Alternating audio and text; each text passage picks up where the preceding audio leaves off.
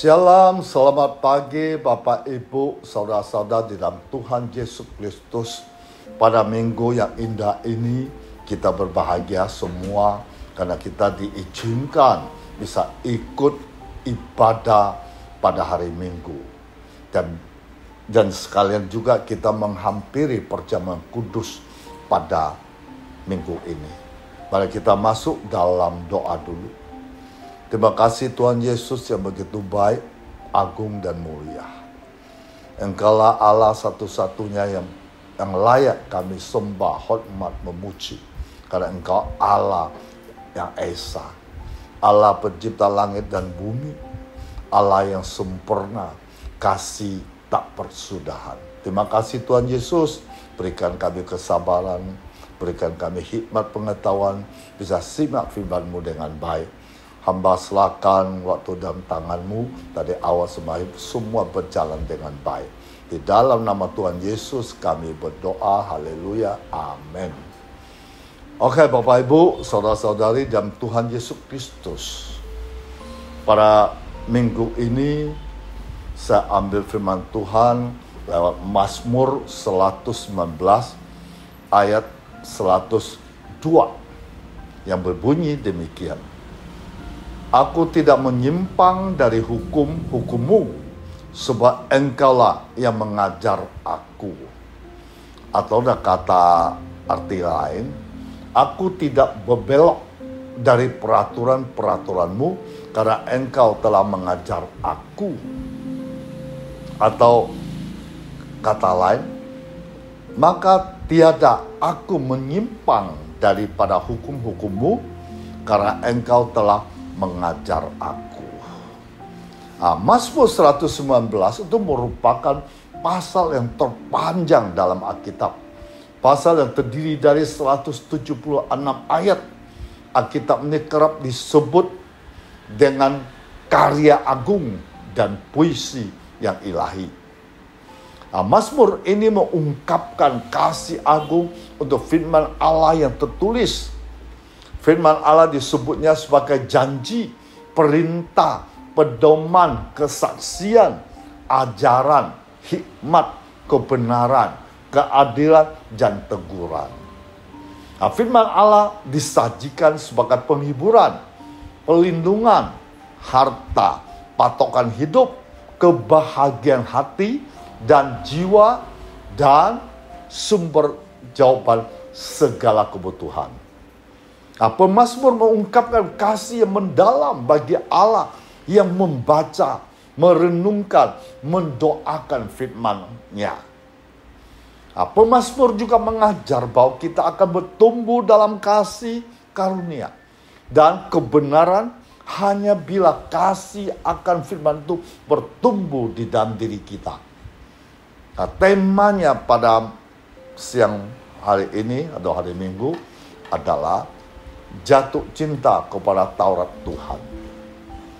Apakah kita pernah merasakan jatuh cinta?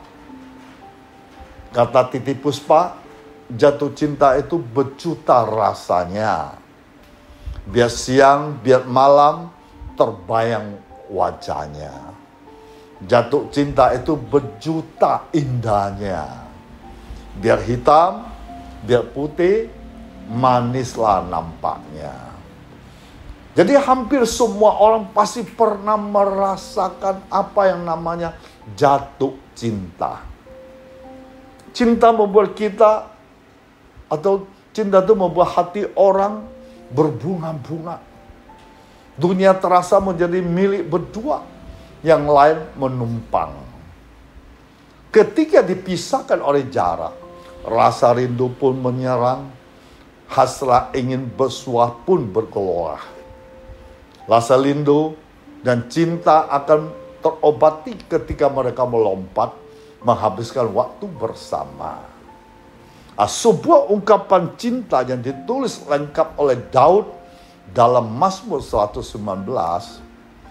bukan kepada seseorang, tetapi tentang rasa cintanya yang begitu mengolor kepada Taurat Tuhan. Sebenarnya tidak hanya dalam kitab Mazmur 119 saja, tapi ada juga kitab yang lain. Nah, kita melihat isi dari kitab Mazmur, maka kita akan menemukan begitu banyak ayat menyatakan kecintaan sang penulis kepada Taurat Tuhan. Nah, kali ini mari kita batasi hanya menggali pasal 119 ayat 97 sampai 104. Nah, Daud menggambarkan dengan indah mengenai rasa cintanya dan apa yang dia buat kepada Taurat Tuhan yang sangat dia cintai. Nah, dengan antusias Daud berseru lewat ayat 97, "Betapa ku cintai Tauratmu, aku memikirkannya sepanjang hari." Nah, Daud menyatakan dirinya sebagai seorang yang sedang jatuh cinta. Rasa cinta mendalam ia tunjukkan kepada Taurat Tuhan. Cukup banyak orang percaya berasumsi bahwa membaca, memikirkan firman Tuhan adalah kuno, ketinggalan zaman, pekerjaan yang sangat membosankan, menjadi beban tersendiri. Nah, karena itu mereka melakukan tidak dengan sepenuh hati, tapi setengah hati atau terpaksa. Nah, berbeda dengan Daud. Daud menjadikan Taurat Tuhan sebagai kesukaannya. Karena Daud mencintai Taurat Tuhan, maka Daud memikirkannya sepanjang hari. Nah, mengapa Daud begitu mencintai Taurat Tuhan? Nah, ini alasannya. Pertama, mengapa Daud mencintai Taurat Tuhan? Pertama, Daud mengungkapkan betapa indah mencintai Taurat Tuhan yang dapat menjadikan lebih bijaksana. Itu ayat 98. Lalu lebih berakal budi. Itu ayat 99. Lebih memiliki pengertian. Itu ayat 100 dan ayat 104. Nah, Taurat Tuhan itu berkuasa menahan agar seorang tidak berjalan dalam kejahatan. Itu ayat 101 dan 102.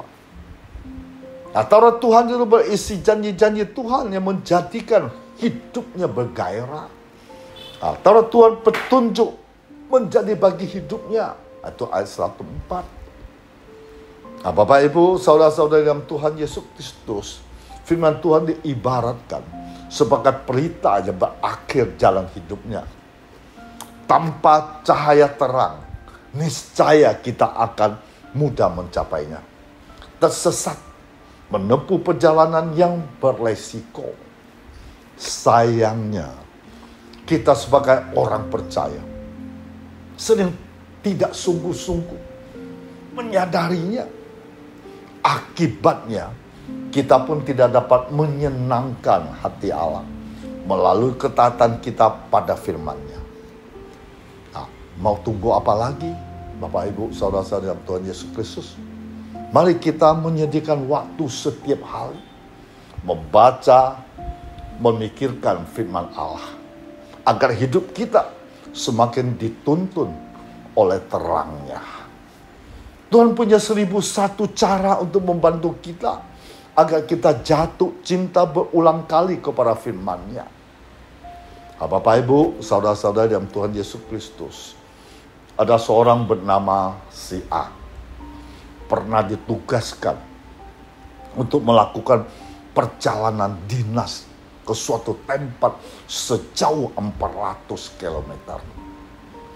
Malam telah larut ketika si A dengan temannya mulai berjalan pulang.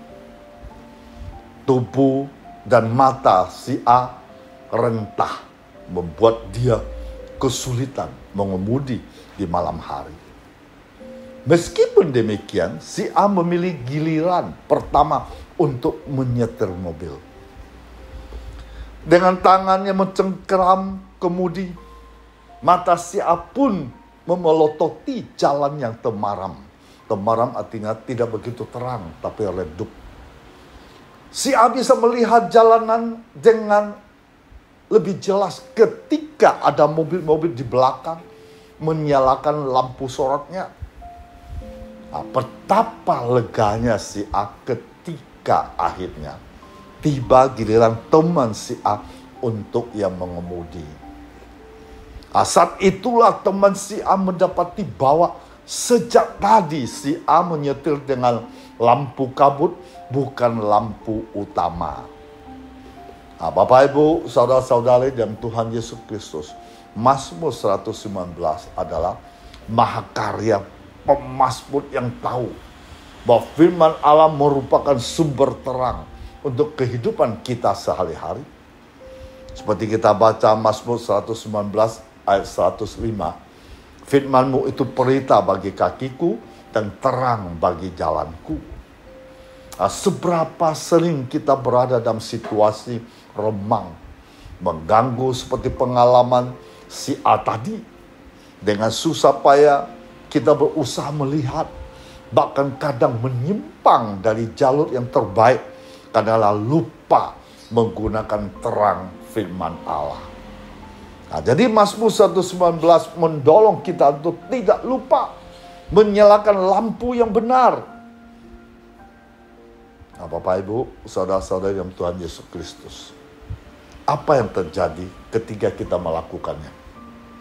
Ketika kita akan mendapat hikmat untuk hidup suci, kita bisa menemukan motivasi, semangat baru untuk menjauhi jalan kejahatan. Ketika hidup dalam terang, kita pun menjiwai pujian sang pemazmur. Dia mengatakan, betapa ku cintai Taurat-Mu. Nah, Bapak Ibu, mayoritas kita masih mau membaca Alkitab, tetapi enggan untuk merenungkannya. Kita bertutur tidak punya waktu, seolah tidak lagi ada menit tersisa untuk menelaah kata demi kata firman Tuhan, sehingga kita tidak menemukan pesan pribadi dari Tuhan. Padahal sebenarnya terlalu limpah waktu kita punya. Buktinya kita dapat merenungkan masalah. Ketika setiap muncul masalah, kita tidak pernah berhenti memikirkan atau mengkhawatirkannya. Nah, kenapa Daud disebut sebagai seorang yang berkenan di hati Tuhan? Tentu ada banyak alasan mendasari mengapa Daud mendapat predikat demikian. Salah satunya karena Daud bijaksana menggunakan waktu. Menit-menit yang ada padanya tidak digunakan untuk merenungkan masalah, tetapi merenungkan firman Tuhan.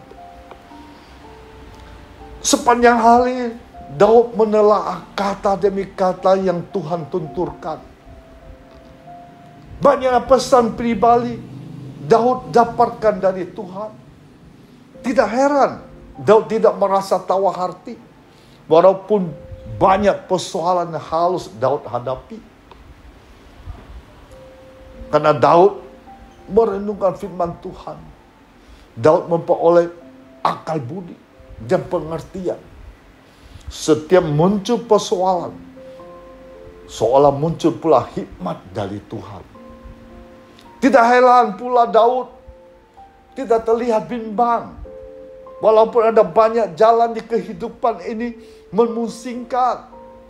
Dari merenungkan firman Tuhan, mengertilah Daud manakah jalan kejahatannya harus kita hindari, manakah jalan kebenaran yang dapat Daud tempuh. Nah, untuk meneladani Daud, mulai hari ini, mari kita menggunakan waktu yang bijaksana. Jangan lagi merenungkan masalah. Sebaliknya, renungkanlah firman Tuhan.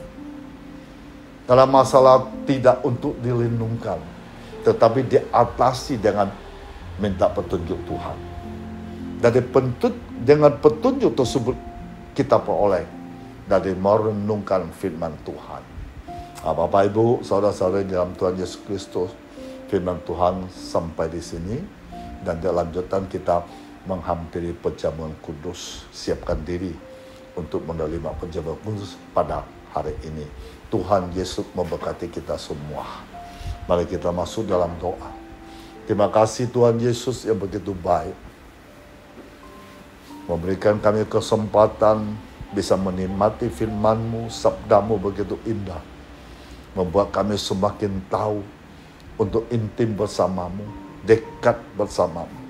Karena Engkau Allah yang luar biasa, yang dahsyat dan agung mulia. Kami sangat percaya ketika kami serahkan sepenuh hidup kami dalam tangan-Mu, Engkau pasti mendengar doa kami.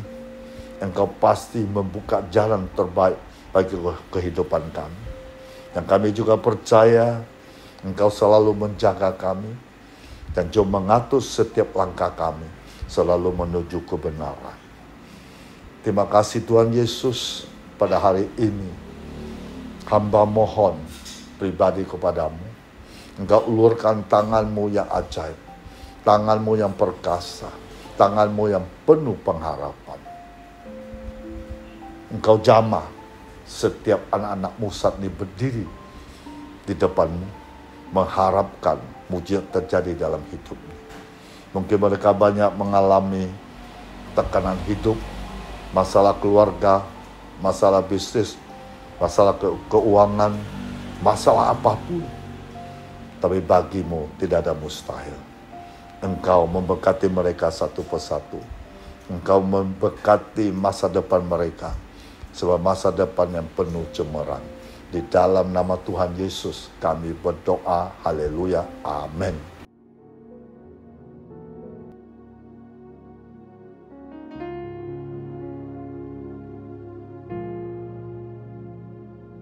Oke, Bapak Ibu, saudara-saudari dalam Tuhan Yesus Kristus, kita menghampiri perjamuan kudus pada pagi ini. Sebelumnya kita minta pengakuan dosa di hadapan Tuhan, supaya kita layak menghampiri perjamuan kudus ini. Ya, mari kita ambil rotinya, taruh di atas kepala. Ya, kita ambil roti, taruh di atas kepala kita, mulai kita masuk dalam doa. Perjamuan kudus adalah penyataan kasih Allah kepada kita, orang berdosa, dalam hal Kristus telah mati untuk keselamatan kita. Roti anggur yang diberkati itu melambangkan tubuh darah Kristus yang telah dipersembahkan sebagai korban kafila untuk keselamatan kita. Roti dan anggur itu melambangkan daging darah Kristus yang menjadi roti hidup bagi dunia ini. Barang siapa yang makan daging dan minum darahnya, yaitu yang percaya padanya dan menjadi satu dengan dia, akan peroleh hidup yang kekal. Perjamuan kudus ada alat anugerah supaya hidup Kristus bisa mengalir di dalam kita. Perjamuan kudus ada alat anugerah untuk memberi kesehatan Kristus kepada kita berdasarkan iman kita. Perjamuan kudus adalah perjamuan Tuhan untuk sidang Jumat yang dikasihinya, supaya Jumat selalu akan mengingat kasih Tuhan, hidup senantiasa di dalam kasih-Nya. Perjamuan kudus adalah meterai perjanjian Allah dengan umat manusia, supaya barang siapa percaya korban penebusan Kristus akan peroleh selamat yang kekal. Apa yang telah kuteruskan kepadamu telah aku terima dari Tuhan, yaitu bahwa Tuhan Yesus pada waktu malam ia diserahkan, mengambil roti dan sesudah itu ia mengucapkan syukur atasnya. Ia memecah-mecahkannya dan berkata, ambillah, makanlah, inilah tubuhku diserahkan bagi kamu. Perbuatlah ini menjadi peringatan aku. Mari kita makan bersama-sama dalam nama Tuhan Yesus Kristus.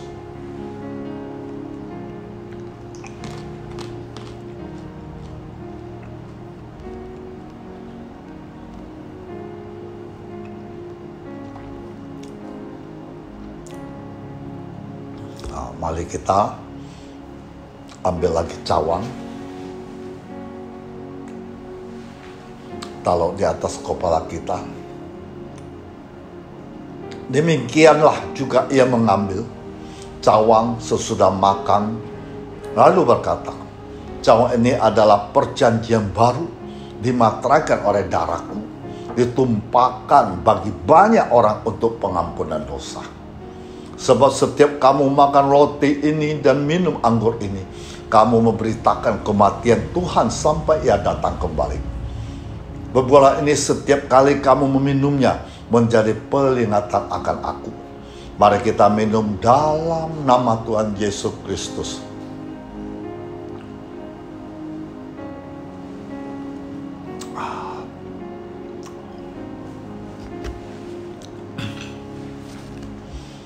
Bapak Ibu, saudara-saudara dalam Tuhan Yesus, kita terima berkat dari Tuhan. Bahwa kita masuk dalam doa. Jika kamu dengan sungguh-sungguh mendengarkan perintah kusampaikan kepadamu pada hari ini, sehingga kamu mengasihi Tuhan Allahmu, beribadah kepadanya dengan segenap hatimu, dengan segenap jiwamu, kamu akan digendong, akan dibelai-belai di pakuan, dan tangan agung yang menyertaimu. Diberkatilah orang mengandalkan Tuhan, menaruh harapannya pada Tuhan. Ia akan seperti pohon yang ditanam di tepi air, melambatkan akar-akarnya ke tepi batang air, yang tidak mengalami datangnya panas terik, daunnya tetap hijau. Ia tidak khawatir dalam tahun kering, dan tidak berhenti menghasilkan buah. Tuhan akan menentukan tempat bagimu dengan tidak lagi dikejutkan. Jika engkau berbuat baik kepada sesama, maka Tuhan akan membangun engkau, bukan meruntuhkannya. Tuhan akan menanam engkau, bukan mencabutnya. Tuhan akan memberi hati bisa mengenal Tuhan secara pribadi. Tuhan akan membuat segar orang yang lelah. Setiap orang merana akan Tuhan buat puas. Mari kita arahkan tangan kita ke atas. Tuhan memberkati engkau, Tuhan melindungi engkau, Tuhan menyinari engkau dengan wajah-Nya, memberi engkau kasih karunia. Tuhan menghadapkan wajah-Nya kepadamu, memberi engkau damai sejahtera. Dalam nama Tuhan Yesus Kristus. Amin.